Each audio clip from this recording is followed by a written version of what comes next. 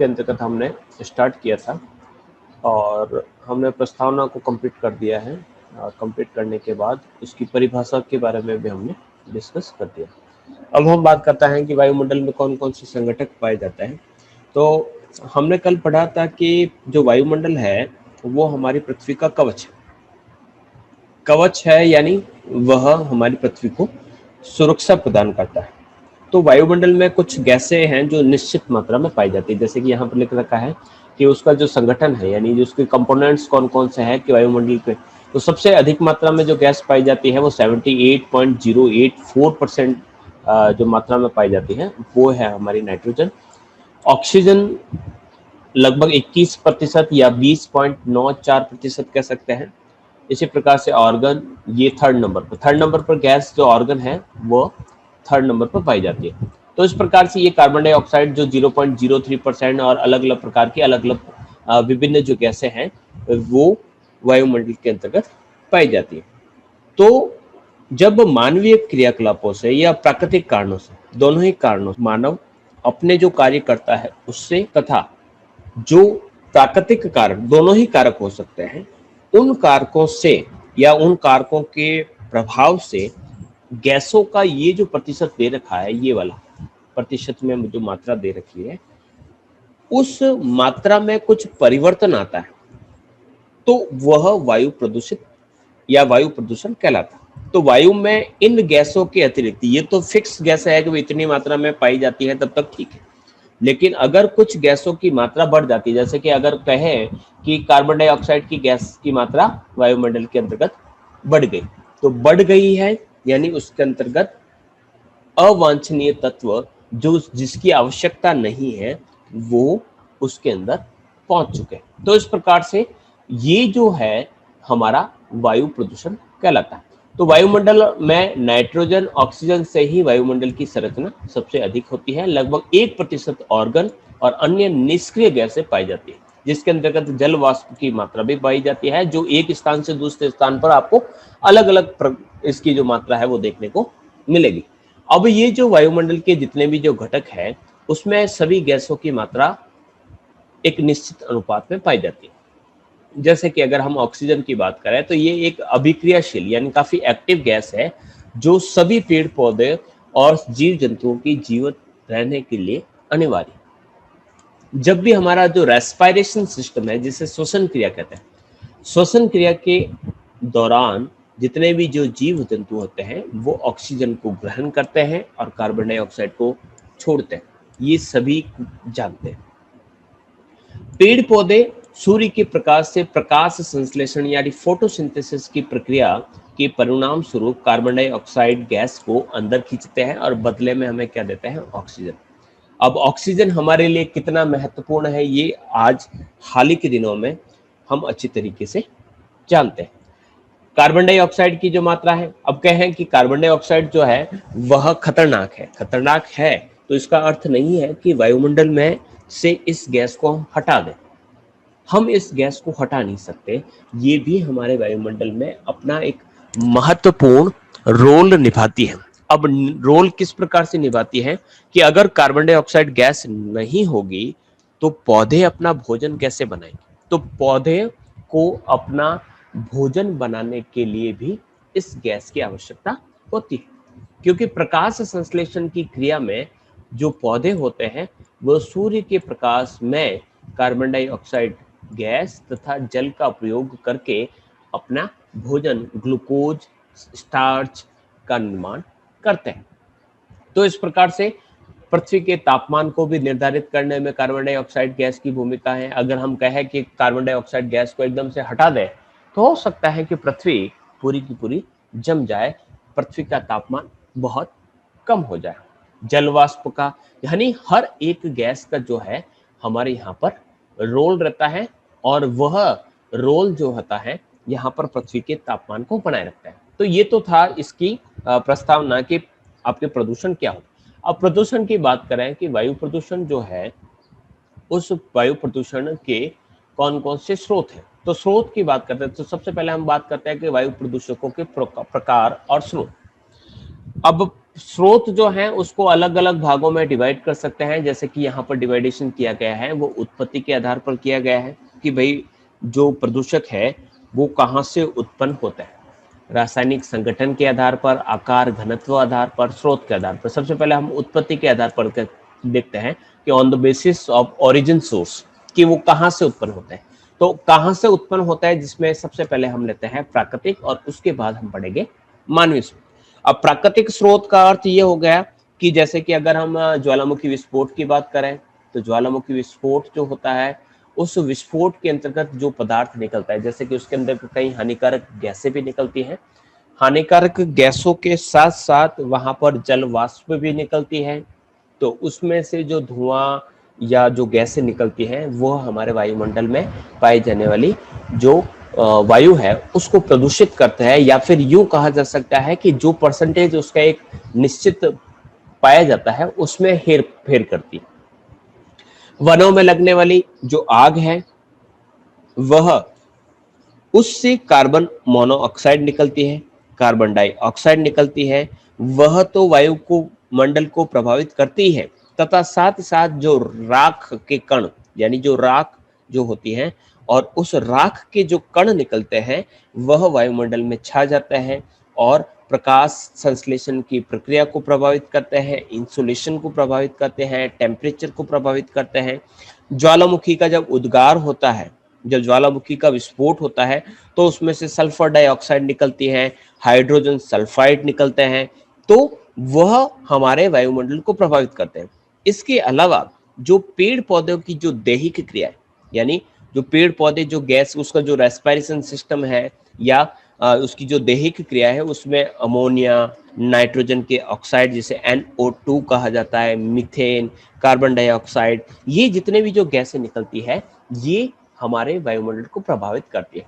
तो तूफान हो, तूफान वायुमंडल के अंतर्गत धूल ही धूल कर देता है, कोहरा छा जाता है, इंसुलेशन प्रभावित होता है, बिजलियों का गिरना, पराग कणों का हवा में बिखरना, मृदा का अपरदन होना, ये भी वायुमंडल को, यानी मृदा का अपरदन होगा तो मृदा के अपरदन से रेत मिलेगी और रेत जब वायुमंडल के अंदर पहुंच जाएगी तो वहां पर वो नुकसान पहुंचाएगी। इसके अलावा पेड़ पौधों से वाष्पशील कार्बनिक यौगिकों का निकलना, कुछ जैसे कि वाष्पोत्सर्जन होता है तो वाष्पोत्सर्जन के समय कार्बनिक यौगिक जो होता है वो हमारी वायु के अंदर घुल जाते हैं और वायु को प्रदूषित करते हैं।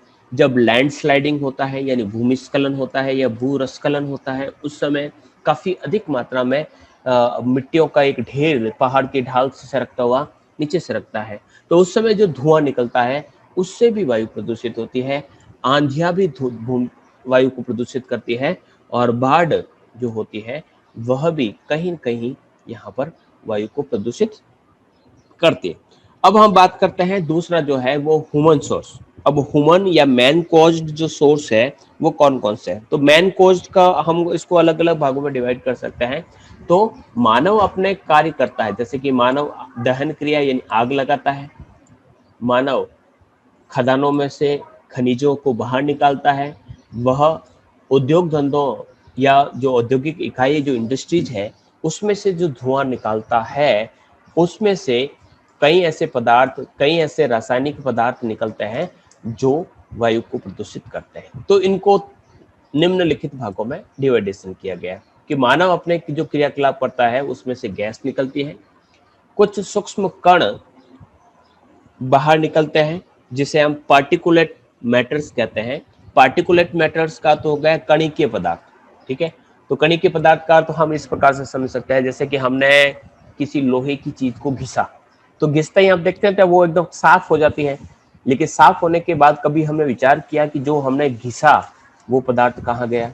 या हम लकड़ी को चीरते हैं, लकड़ी को चिराई करते हैं तो आरा मशीन से जो धुआं निकलता है, जो लकड़ी के जो कण निकलते हैं वो वायुमंडल में पहुंच जाते हैं। जैसे कि हमने फसल को निकालने के लिए थ्रेसर चलाया, तो थ्रेसर के अंतर्गत से जो फसल की जो भूसी निकलती है उससे भी जो धुआं निकलता है तो वो वायुमंडल के अंतर्गत, उस समय हम सांस नहीं ले सकते हैं, वो वायु को प्रदूषित कर लगे। तो जो धातु के कार्य होंगे, धात्विक का अर्थ हो गया कि ऐसे उद्योग जहां पर धातुओं को काटा जाता है, उसको घिसा जाता है, तो उसमें से जो सूक्ष्म सूक्ष्म जो कण होते हैं वो वायुमंडल के अंदर पहुंच जाते हैं। अधात्विक का अर्थ हो गया है हम लकड़ी को काट रहे हैं या पत्थरों को काट रहे हैं, जैसे कि पत्थरों के काटने की जो मशीन होती है, तो पत्थरों के जो छोटे छोटे जो कण जब कटाई की प्रोसेस होती है तो वो वायुमंडल के अंदर घुल जाते हैं। वायु विलय हो सकता है, वायु विलय का अर्थ होता है या गैस या स्मोक हो सकता है, जैसे लकड़ी, कोयला या जो उपल होता है, यानी जिसे कंडे कहा जाता है। तो जो पेट्रोलियम पदार्थों को हम जलाते हैं तो उसमें से जो धुआं निकलता है, लकड़ी का कोयला, पेट्रोलियम पदार्थों के दहन से भी कई पदार्थ बाहर निकलते हैं। जब हम जितने भी जो जीवधारी है, जो हम श्वसन क्रिया करते हैं, तो उससे भी कह सकते हैं कि कई ऐसे पदार्थ होते हैं, उससे हीट निकलती है और हीट वायु को प्रदूषित करती है। तो इस प्रकार से इनको इस प्रकार से बांटा जा सकता है। अब इनको अलग अलग पड़ता है कि सबसे पहले गैसों की बात करते हैं। गैसें कौन कौन सी है? तो sulphur dioxide, sulphur dioxide. तो ये सल्फर डाई जो ऑक्साइड जो गैसें होती है, ये वायु प्रदूषण की जो इसकी अगर सीमाओं की बात करें तो लगभग सल्फर डाइऑक्साइड जो होती है अधिकतम 24 घंटे तक आपको इसका प्रभाव देखने को मिल सकता है। Carbon dioxide, carbon monoxide, hydrocarbon, ये जितने भी जो पदार्थ है ये गैसों के रूप में पाए जाते हैं, और ये गैसों के रूप में पाए जाने वाले जो पदार्थ है वे कहीं ना कहीं हमारे श्वसन क्रिया के दौरान हमारे शरीर के अंदर प्रवेश करते हैं और हमें प्रभावित करते हैं। जैसे कि हम सल्फर डाइऑक्साइड की बात करते हैं, ठीक है। तो सल्फर डाइऑक्साइड गैस जो होती है जिसको हम कह सकते हैं SOx कहते हैं, सल्फर के ऑक्साइड, ठीक है। अब ये सल्फर दो ऑक्साइड में से इसी का एक ऑक्साइड निकलता है जिसे कहा जाता है SO2। SO2। अब SO2 एक ऐसी गैस है जिसे हम सल्फर डाई ऑक्साइड कहते हैं, इसे क्रैकिंग गैस कहते हैं। क्रैकिंग गैस का अर्थ होता है कि अगर सल्फर डाई ऑक्साइड को किसी हार्ड सरफेस पर लगातार हम छोड़ते रहे, जैसे कि गैस जो है उसको अगर पत्थर पर भी अगर छोड़ दिया जाता है तो पत्थर टुकड़े टुकड़े होकर बिखर जाएगा, सत विकसित हो जाएगा, इसलिए उसको क्रैकिंग गैस भी कहा जाता है। तो जैसे कि कहा जाता है कि मथुरा की जो रिफाइनरी है उसमें से जो SO2 निकलती है उससे आगरा का जो ताजमहल है वह उसकी तबाही का कारण बन गया। यानी उस रिफाइनरी से जो SO2 निकलती थी वो SO2 कार्बन जो उसके ऑक्साइड जो निकल रहे थे वो ऑक्साइड ताजमहल की दीवारों पर चिपक गए और उस दीवार को खोखला करने लगे, उसको तोड़ने लगे, पत्थर की धीरे धीरे कह सकते हैं कि टूटकर बिखरने लगे। तो इस प्रकार से ये काफी हानिकारक गैसें जो होती हैं वो वायुमंडल के अंतर्गत पहुंच जाती है। कार्बन डाइऑक्साइड को आप अच्छी तरीके से जानते हैं, तो ये काफी महत्वपूर्ण भी है, हानिकारक भी है, लेकिन जब इसकी मात्रा काफी अधिक बढ़ जाती है तो ये काफी आपके लिए हानिकारक हो जाती है। इसी प्रकार से हम बात करते हैं कार्बन मोनोऑक्साइड। कार्बन मोनोऑक्साइड भी जो है वो काफी हानिकारक गैसों के अंतर्गत मानी जाती है। कहा जाता है कि अगर कार्बन मोनोऑक्साइड अगर हमारे श्वसन क्रिया के साथ अगर हमारे शरीर के अंदर पहुंच जाए तो हमारी मृत्यु हो जाती है। इसका एक उदाहरण मैं देना चाहूंगा। कहा जाता है कि जब भी सर्दियों के दिनों में जब हम अंगीठी जलाते हैं, यानी कोयले की अंगीठी जलाकर हम कमरे के तापमान को कंट्रोल करने की कोशिश करते हैं, तो उस समय जो गैस निकलती है तो बंद कमरा होने के कारण सुबह तक मृत्यु को भी प्राप्त हो सकते हैं। इसलिए बंद कमरे में कभी भी अंगीठी जलाने की सलाह नहीं दी जाती, तो वो कार्बन और मोनोऑक्साइड उसी समय गैस बनती है। तो इस प्रकार से ये और बाकी के हाइड्रोजन कार्बन जो है वो भी इस प्रकार से फिर आपके हैं नाइट्रोजन के ऑक्साइड जिसे NOx कहा जाता है। अब ये नाइट्रोजन के जो ऑक्साइड है वो किस प्रकार से नुकसान पहुंचाते हैं? नाइट्रोजन के जो ऑक्साइड की क्या विशेषता होती है कि इनकी कोई स्मेल नहीं होती, महसूस ही नहीं होता है, कोई रंग ही नहीं होता इस गैस का, ठीक है। तो ये जो गैसें होती है वो वायुमंडल में नमी, वायुमंडल में जितनी भी जो नमी पाई जाती है उस नमी से ये रिएक्ट होती है। अब नमी से क्रिया, यानी नमी में पाया जाता है पानी और ये नाइट्रोजन ऑक्साइड मिलकर दोनों मिलाता है HNO3 जिसे नाइट्रिक अम्ल कहा जाता है। अब नाइट्रिक अम्ल बनता है, यानी नाइट्रोजन के ऑक्साइड, जैसे कि अगर मैं लिखूं कि नाइट्रिक अम्ल जिसका सूत्र है HNO3, ये HNO3 बनता है। अब HNO3 जब है वह जब रेन के साथ यानी बारिश के साथ जब मिल जाता है तो रेन के साथ मिलकर ये जब बारिश के रूप में गिरता है तो उसे हम क्या कहते हैं, एसिड रेन कहा जाता है। तो एसिड रेन का कारण ये बन सकता है। इसके अलावा गैस के रूप में कौन कौन से पदार्थ पाए जाते हैं, तो जितने भी जो घरेलू या औद्योगिक इकाइयां हैं जहां पर कोई निर्माण कार्य होता है उसमें से जो धुआं निकलता है वो भी हमारे को प्रभावित करता है। अब हम बात करते हैं सूक्ष्म कण। सूक्ष्म कण को कहा जाता है पर्टिकुलेट एयर पोल्यूटेंट। अब पर्टिकुलेट का अर्थ होता है कणिकीय, जो छोटे छोटे कणों के रूप में होता है और हमें नुकसान पहुंचाता है। इनको यहाँ पर दो भागों में डिवाइड किया गया है, एक तो धात्विक और एक अधात्विक। धात्विक का अर्थ होता है कि धात्विक, अब जितने भी जो धातु उद्योग है, जैसे कि अगर कहा है कि सुनार अगर सोने के आभूषण बना रहा है तो सोने को काटते समय या किसी भी तार को काट रहा है या चद्दर को काट रहा है तो उसमें कहीं न कहीं कुछ छोटे छोटे तण उसको घिस रहे हैं तो वो बाहर निकलेंगे और वायु में पहुंच जाएंगे। जब हम खनन कार्य करते हैं तो उसमें भी निकलते हैं लोहा, इस्पात, शीशा, तांबा, जस्ता, ये सभी जो कह सकते हैं कि जो उद्योग है उसमें जब धातु की घिसाई होती है, उसकी कटाई होती है, उसकी रोलिंग होती है तो उस प्रक्रिया में ये धातु के सूक्ष्म कण जो होते हैं वो काफी सूक्ष्म कोण हवा के अंदर पहुंचकर उस हवा को प्रदूषित करते हैं। इसको हम किस प्रकार से कह सकते हैं, ये एरोसोल्स कहलाते हैं। एरोसोल्स का अर्थ होता है कि ये हवा में लटके हुए तरल या ठोस पदार्थ होते हैं, यानी इतने हल्के हो जाते हैं कि हवा में लटके रहते हैं, न तो जमीन पर गिरते हैं और न ही कह सकते हैं कि पानी के अंदर, वो एकदम हवा के अंतर्गत घुले रहते हैं। तो इस प्रकार की जो एरोसोल्स होते हैं, आकार में अगर बात करें तो 10 माइक्रोन से छोटे जो होते हैं उसे कह सकते हैं कि जैसे कि कालिख के रूप में, जैसे कि हम पाली की अगर वंडिया रोड के छतों पर आप जाके देखेंगे तो वहां पर आपको कालिख नजर आएगी, यानी अगर वहां पर आप हाथ घुमाओगे तो आप महसूस करोगे कि आपके हाथ की अंगुलियां काली हो गई। इसी प्रकार से अगर आपके रसोई घर है और चूल्हा लगता है तो उसमें ऊपर की तरफ आप देखेंगे तो हाथ लगाओगे तो आपको लगेगा कि दीवार में कुछ काला या कालिख लगी हुई है। तो ये जो सूक्ष्म जो तत्व होते हैं वह आपके एरोसोल्स कहलाते हैं। तो एरोसोल्स को हम जिस प्रकार से हमने धात्विक बांटा, तो धात्विक जो होते हैं वो एल्यूमिनियम, लोहा, तांबा, जस्ता, कैडमियम, शीशा प्रकार के हो सकते हैं। अधात्विक की बात करें तो अधात्विक का अर्थ होता है जैसे कि सीमेंट। अब सीमेंट कितना हल्का होता है, टेल्कम पाउडर की तरफ होता है, तो उसको अगर हवा के अंदर उड़ा दें तो वो वायु को प्रदूषित करेंगे, यानी हवा की गुणवत्ता को वह प्रभावित करेगा। सिरेमिक्स का अर्थ होता है आपकी जो टाइल्स होती है, जब टाइल्स जो होती है, जो आपकी चीनी मिट्टी की जो टाइल्स होती है वो इस प्रकार के जो सिरेमिक्स होते हैं वो सिरेमिक्स को जब कटाई करते हैं तो उसमें उसके कटे हुए पदार्थ यानी उसके जो सूक्ष्म धूल है वो वायुमंडल को प्रभावित करते हैं। कांच की कटाई होती है तो कांच के टुकड़े हवा के अंतर्गत होते हैं।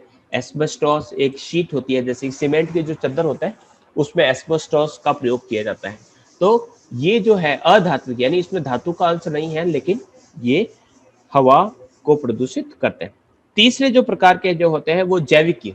अब जैविकीय का अर्थ होता है, जैसे पहले वायु विलय को देख लेते हैं, धुआं और कुहासा, उसको हम डिस्कस कर सकते हैं। धुआं और कुहासे के रूप में भी ये आपको पॉल्यूटेंट देखने को मिलते हैं। जैवीय के अंतर्गत रखा जाता है ऐसे वायरस, जीवाणु के बीजाणु जिसको हम स्पोरेज यानी इसको कहते हैं, जो स्पोरेज जो होते हैं वो स्पोरेज जिसके अंतर्गत आपके जीवाणु, बैक्टीरिया, फफूंद, जैसे कि कोरोना का वायरस कहा जाता है कि हवा के अंदर घुल गए। इसके अलावा पार्थेनियम के परागकण, यानी ऐसे कई ऐसे हानिकारक पौधे होते हैं उसके जो छोटे छोटे से, जैसे कि अगर हम बात करें, आपने देखा होगा कि उड़ते हुए आपको बीज दिखते होंगे जिसके ऊपर काफी मुलमुल सा बलबल सा पदार्थ लगा हुआ रहता है। आक जो होता है, आक के जो बीज के जो हिस्से होते हैं वो उड़ते हुए काफी अच्छे लगते हैं, तो वो हवा के अंदर घुलकर हवा को नुकसान पहुंचाता है। इसी प्रकार से अगर हमने कहा जैविक पदार्थों के अंतर्गत, जैसे कि हमने किसी छोटे जानवर के बालों को काटा, जैसे खरगोश है और खरगोश के बालों को अगर हमने काटने का प्रयास किया तो उसके बालों के कुछ अंश जो होंगे वो हवा के अंदर उड़ जाएंगे और वह अगर हम सांस लेंगे तो वो बालों के छोटे छोटे जो सूक्ष्म कण होंगे वो भी हमारे शरीर के अंदर पहुंच जाएंगे और कहीं न कहीं हमारे शरीर को नुकसान पहुंचाएंगे। तो ये तो पहला प्रकार रहा। फिर हम रासायनिक संगठन के आधार पर बात करें, on the basis of the chemical composition के, उसके अंदर कौन कौन से केमिकल्स पाए जाते हैं। तो इसको दो भागों में डिवाइड किया गया है। कार्बनिक, कार्बनिक जिसके अंदर कार्बन पाया जाता है, कार्बन, हाइड्रोजन और परागकण को इसमें शामिल किया जाता है। अकार्बनिक के अंतर्गत हम नाइट्रोजन, सल्फर, धातु कण को रख सकते हैं। इन प्रदूषकों को सॉलिड, कुछ सॉलिड के रूप में, कुछ लिक्विड के रूप में और कुछ गैसेस के रूप में भी इसको डिवाइड किया जा सकता है।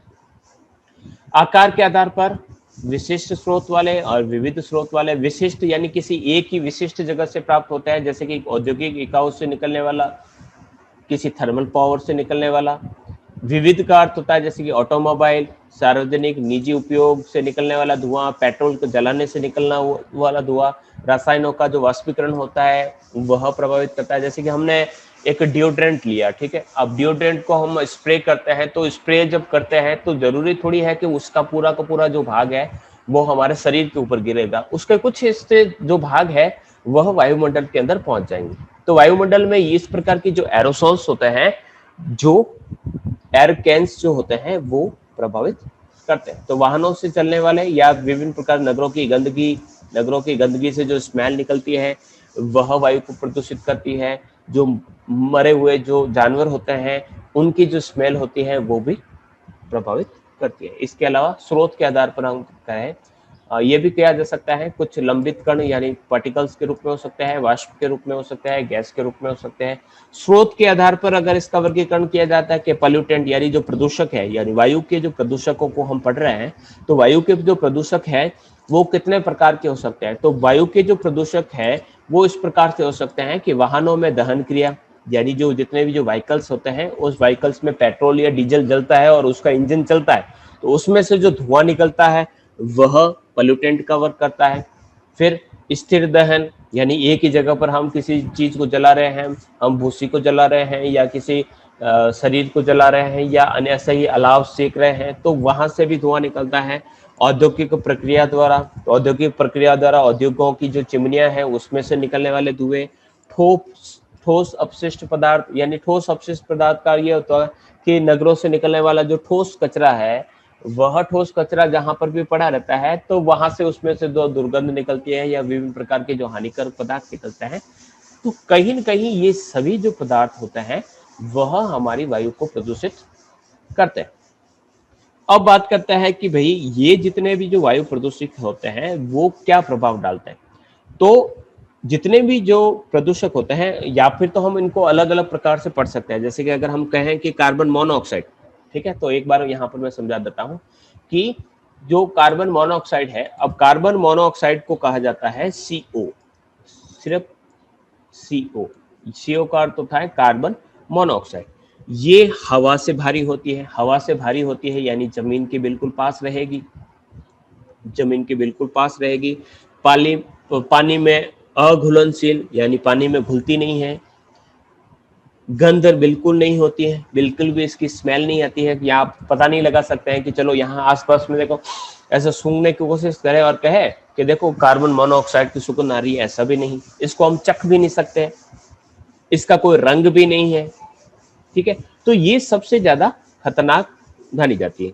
ये जो CO है, तो जितने भी जो वायु प्रदूषक जितने भी पाए जाते हैं, कार्बन मोनोऑक्साइड जो है, जितने भी वायु प्रदूषक पाए जाते हैं, उन वायु प्रदूषकों में जो कार्बन मोनोऑक्साइड है, यानी जो कार्बन मोनोऑक्साइड है, कार्बन डाइऑक्साइड अलग है, कार्बन जो मोनोऑक्साइड है, कार्बन मोनोऑक्साइड का जो प्रतिनिधित्व है वह है 50%। यानी जितने भी वायु के प्रदूषक है उसमें से 50% जो प्रदूषण फैलाने का जो कार्य करता है वह कार्बन मोनोऑक्साइड करता है। इसे दम घोटू गैस भी कहा जाता है। स्ट्रैंगुलेटिंग गैस, सांस के माध्यम से यह शरीर में पहुंचकर हमारे हीमोग्लोबिन की ऑक्सीजन वहन करने की क्षमता को बिल्कुल कम कर देता है, जिससे मनुष्य की मृत्यु हो जाती है। यानी अगर यह हमारे शरीर के अंदर पहुंच जाए तो शरीर के अंदर पहुंचने के बाद हमारा दम घुटने लगता है, क्योंकि जो हीमोग्लोबिन है उसकी ऑक्सीजन को फ्लो करने, वहन करने की जो क्षमता है वो बिल्कुल कम हो जाएगी और हमारा दम घुटने लग जाएगा। कार्बन मोनोऑक्साइड की मानव के रक्त में उपस्थित हीमोग्लोबिन से क्रिया करने की क्षमता ऑक्सीजन की अपेक्षा लगभग 250 गुना अधिक होती है। यानी जो हीमोग्लोबिन हमारे शरीर के अंदर है उससे 250 गुना ऑक्सीजन से अधिक क्रिया करता है कार्बन मोनोऑक्साइड। तो इस प्रकार से काफी ज्यादा एक्टिव होती है। और ये जो गैस निकलती है कहाँ से निकलती है? तो जब हम जीवाश्म ईंधन को जलाते हैं, जैसे कि हमने कोयला को जलाया या खनिज तेल को जलाया, और उसके अपूर्ण दहन का हो गया इम्परफेक्ट बर्निंग। इम्परफेक्ट बर्निंग का अर्थ हो गया जैसे कि कोई भी कोयला है या खनिज तेल है, उसको हम पूरी तरीके से जला नहीं पा रहे। तो पूरी तरीके से जब हम नहीं जला पाएंगे, जैसे कि हमने गीली लकड़ी को जलाया या फिर हमने कह सकते हैं कि लकड़ी को थोड़ा जलाया और जलाने के बाद में हमने थोड़ा सा छोड़ दिया, तो उस समय वो निकलती है। तो कहा जाता है, मतलब लकड़ियों के जलाने से निकलता है। तो अब इसका सोल्यूशन क्या है? तो जो कॉम्प्रेस्ड नेचुरल गैस होती है जिसे कहा जाता है सीएनजी, यानी इसका जो सब्स्टिट्यूट है, अगर हम कहें कि इसका सब्स्टिट्यूट क्या है, तो सब्स्टिट्यूट के अंतर्गत हम कह सकते हैं कि सीएनजी का प्रयोग करके इसका समाधान कर सकते हैं। इसी प्रकार से लिक्विड पेट्रोलियम गैस, जिसे हम घरेलू गैस कहते हैं, एलपीजी का भी प्रयोग करके इसका समाधान ढूंढ सकते हैं। फिर गैसों के बारे में भी बता रहा था, पहले सारे गैसों के बारे में मैं आपको बता देता हूं कि कौन कौन सी गैसें हैं। ये तो हो गए आपके कार्बन मोनोऑक्साइड। फिर हम बात करते हैं दूसरी जो गैस होती है, वो होती है नाइट्रोजन के ऑक्साइड, जिसे कहा जाता है NOx।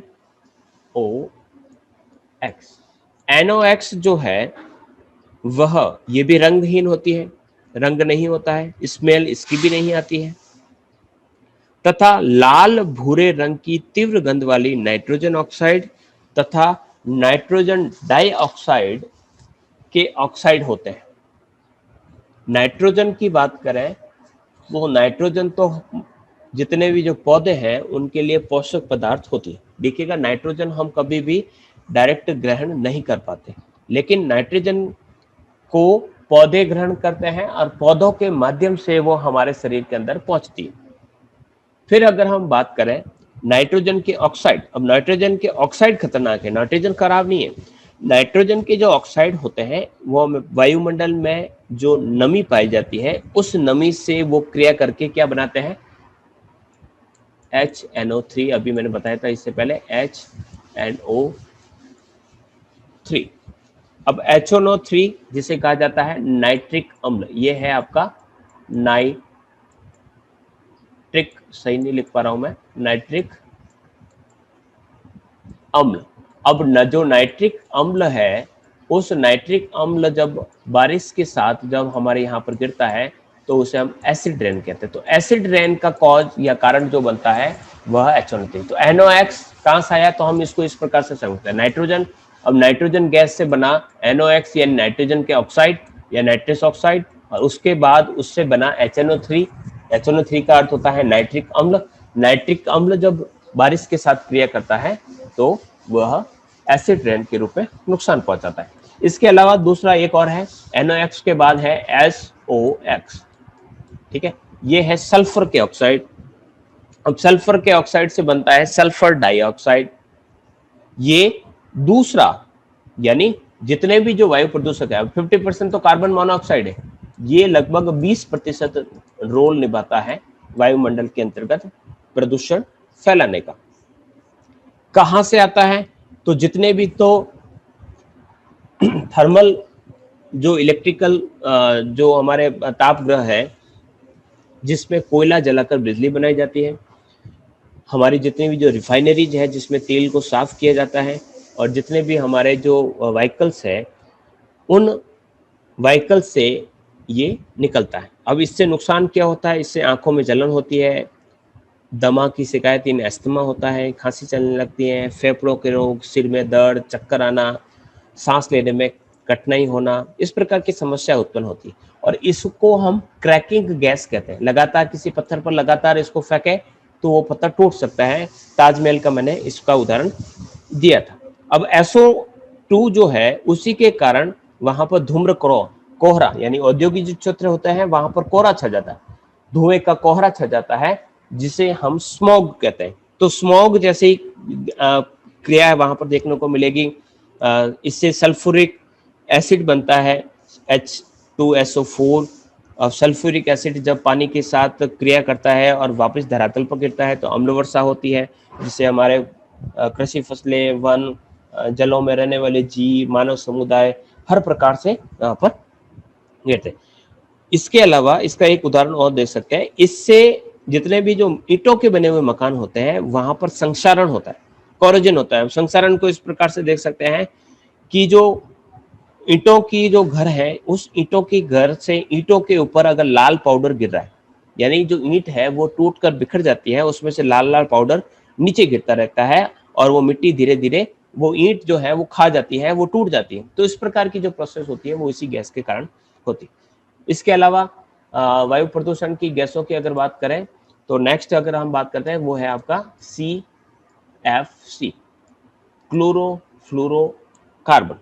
क्लोरीन, सी का अर्थ होता है क्लोरीन, एफ का होता है फ्लोरीन और इस सी का अर्थ होता है कार्बन। अब इन तीनों की गैस को मिलाकर CFC बनता है। अब ये कहाँ से बनता है? जितने भी हम जो स्प्रे करने वाले जो कैंस होते हैं, चाहे हम पार्टी के अंतर्गत जो स्नो स्प्रे करें या डिओड्रेंट के रूप में, परफ्यूम के रूप में करें, उससे ये निकलता है, CFC गैस निकलती है। जितने भी जो एयर कंडीशनर्स होते हैं, रेफ्रिजरेटर्स होते हैं, जो हमारा फोम जो होता है जो कुर्सियों की गद्दों में लगाया जाता है, उस उद्योग में ये निकलती है। प्लास्टिक में से निकलता है। जो अग्निशामक यानी आग बुझाने की जो यंत्र होते हैं उसमें से निकलता है। हमारी जो प्रसाधन सामग्री, जो क्रीम या जितने भी आपके कह सकते हैं फाउंडेशन है, क्रीम है, या जितने भी अलग अलग प्रकार की जो प्रसाधन सामग्री है उसमें इसका प्रयोग किया जाता है।